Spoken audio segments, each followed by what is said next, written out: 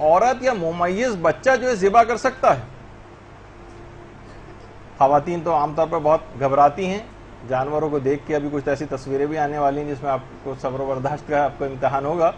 تو بہرحال شریعت میں ایسی کوئی پابندی نہیں ہے, اور عورتیں بھی ذبح کر سکتی ہیں اور ممیز بچہ بھی جو ہے وہ ذبح کر سکتا ہے, یعنی نابالغ بھی ذبح کر سکتا ہے. اس میں بلوغ بھی شرط نہیں, بلکہ عقل بھی شرط نہیں ہے, لیکن ابھی فی الحال ہم اس کو ڈسکس نہیں کر رہے قربانی کے لیے. تو عورت اور ممیز بچہ یہ بھی ذبح کر سکتا ہے, کیونکہ باقاعدہ پیغمبر کے اپنے زمانے میں ایک کنیز نے ایک دفعہ ذبح کر دیا تھا, اور لوگوں نے آ کے بتایا کہ یا رسول اللہ فلاں کنیز نے جانور ذبح کیا, تو پیغمبر نے اس کو کھانے کی اجازت دی تھی. اور دوسری بات یہ کسی جگہ کوئی ممانعت بھی نہیں ہے کہ عورت ذبح نہیں کر سکتی اس لحاظ سے. البتہ ایک مسئلہ پیش آتا ہے کہ کیا ذبح کرنے والے کا شیعہ حسن عشری ہونا ضروری؟ تو ایک جگہ پہ ایک مسئلہ آتا ہے, اور وہ ہے امام خمینی کا حج کے موقع پر جو حاجی ہے اس کے لیے قربانی کا مسئلہ, یا تو وہ خود ذبح کرے یا جس سے ذبح کروائے اس کو شیعہ حسن عشری ہونا چاہیے.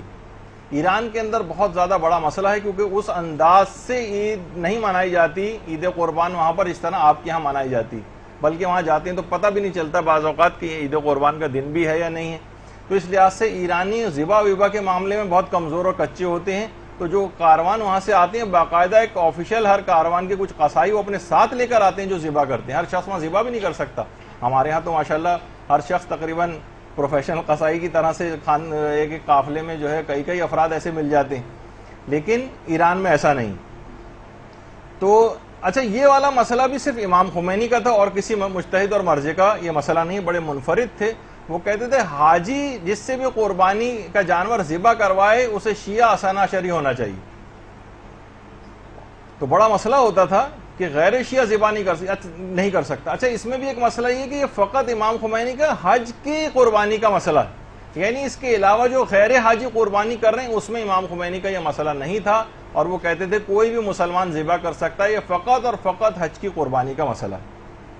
تو یہ فی الحال شیعہ حسن عشری ہونا یہ اس میں تمام مراجع کا اتفاق ہے. وہ صرف حج کی قربانی میں امام خمینی کی ایکسیپشن تھی, باقی اس کے علاوہ جب بھی کبھی ذبح کی بات آئے تو کوئی بھی مسلمان ذبح کر سکتا ہے, اس میں کوئی حرج نہیں. اور بہت سے تو اتنے ایکسپرٹ ہیں, جیسے ہمارے قبلہ و کعبہ مولانا محترم غلام علی وزیری صاحب, یہ خود اب تو ماشاءاللہ حج پر تشریف لے گئے. مولانا اپنے ہاتھ سے 150 200 بکرے جو ہے وہ حاجیوں کی طرف سے خود ذبح کرتے ہیں. باقاعدہ خود ایک دفعہ بتا رہے تھے کہ میں تو ایک جب 68 میں مولانا نے شاید غالباً پہلا حج کیا تھا, تو اس زمانے میں یہ پانی کے جہاز وغیرہ سے گئے تھے, اور ہندوستان کے باقاعدہ ایک نواب صاحب بھی تھے.